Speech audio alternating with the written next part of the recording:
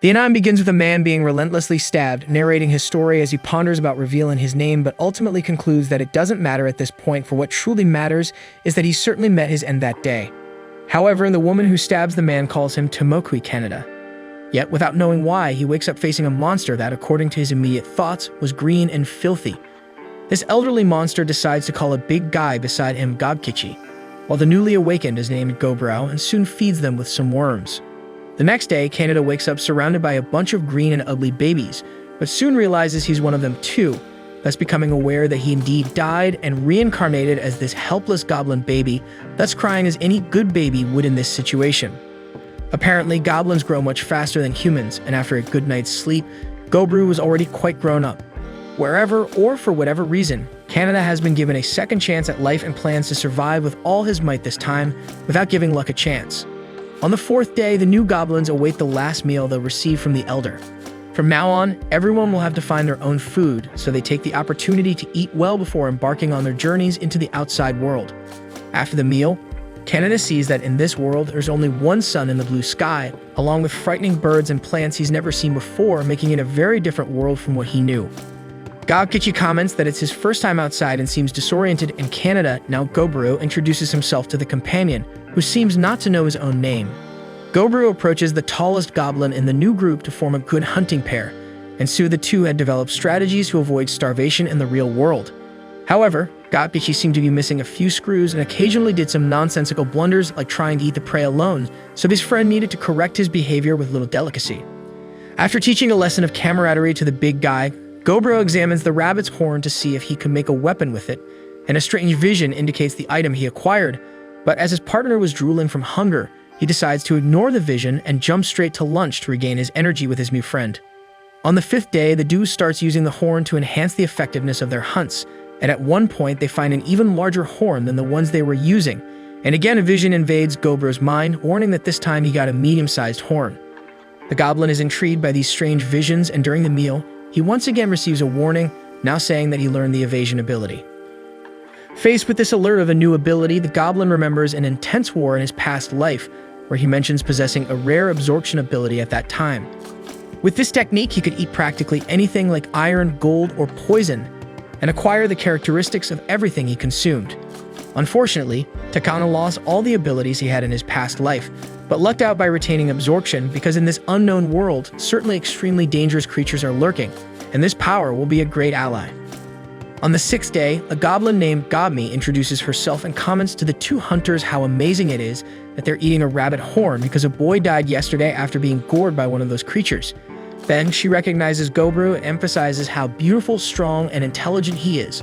Kakichi asks if he is too, but the girl replies that he's just normal, never taking her eyes off her object of desire.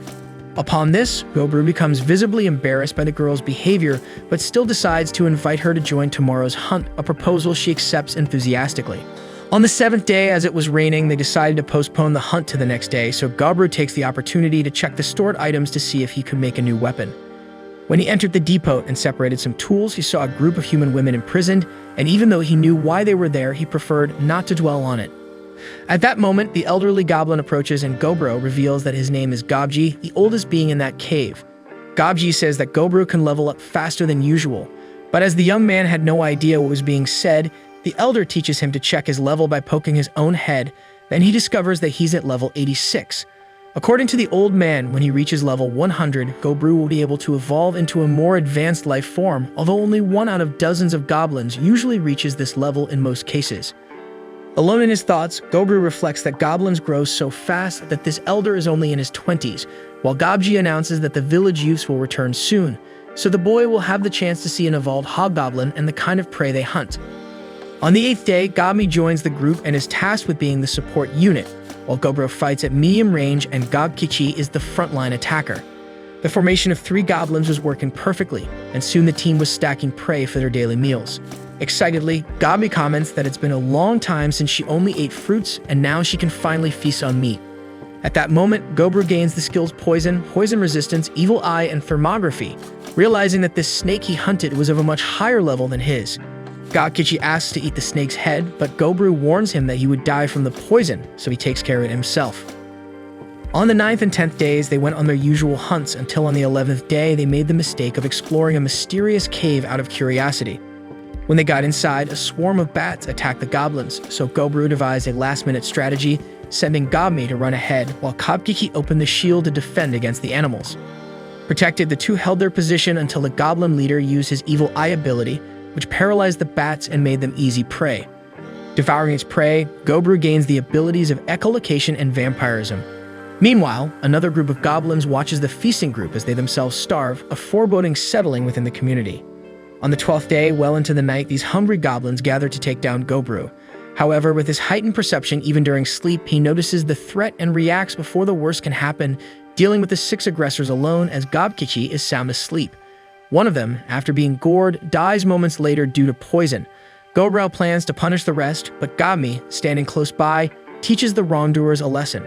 By the 13th day, the trio has developed complex equipment and tactics, hunting feared creatures such as orcs, always synchronized and aware of each other's roles in the hunts. Even when Gobkiki falls in the front line, Gobmi is ready with her weapon to cover the rear, while Gobru, with his venomous horns, remains a considerable threat to the prey. Feeding on the monster's flesh, Gobru gains the abilities of libido, orc language, as well as detect and analyze. Concerned about the previous night's attack, the trio's leader calls upon his friends to carry the prey back to the cave and offer the food to the other goblins. This action would earn them respect within the community, promote goodwill, and prevent future surprise attacks. As the goblins feast, Gobru reflects on how he would never have done this in his past life, but something seems to have changed within him since arriving there. Due to this action, he sleeps peacefully that night, until he receives a vision indicating he has reached the necessary level to evolve into a hobgoblin, and is asked if he wants to change into this more advanced form. At that moment, seeing only a jumble of random letters and desiring only to return to sleep, the goblin chooses yes without knowing what it entails. Consequently, he receives the blessing from the great god of conclusion and origin. On the 14th day, Gobru wakes up almost resembling his appearance before reincarnation, when he was Tomokui Kanata. Meanwhile, Gobkiki has also evolved, becoming even taller. Seeing their friends' achievements, Gobmi is excited by the size and strength they have attained, and even the elder Gobji is surprised by their evolution within just 1 month of being born. Because of his developed and eye-catching body, the giant goblin wants to test his new power, thus inviting Gobru to a 5-minute sparring session without losing their friendship. During the fight, Gobkiki demonstrates strength far above average, threatening to knock down his opponent at any moment with his powerful punches. However, Gobru relies on incredible speed to evade attacks and keep the rival on the defensive.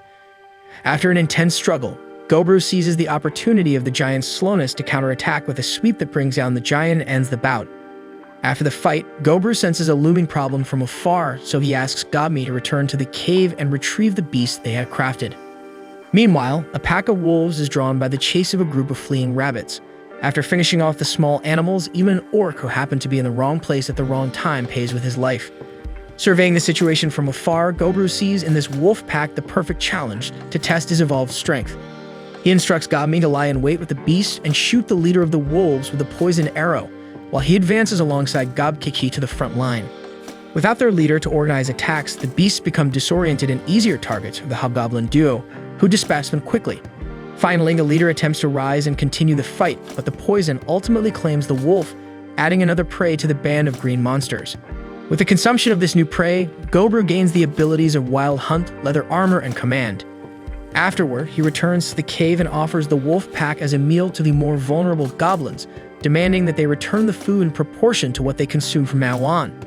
Unsure how to hunt powerful beasts like black wolves, the small goblins ask for the hobgoblin's help, who promises to teach hunting and weapon crafting to those who don't know how to manage. With this, Gobru is praised by the community and seems to gradually assume its leadership through his actions. He presumes that this is a result of the ability Command, which gave him a vision of the path he wanted to follow in this world.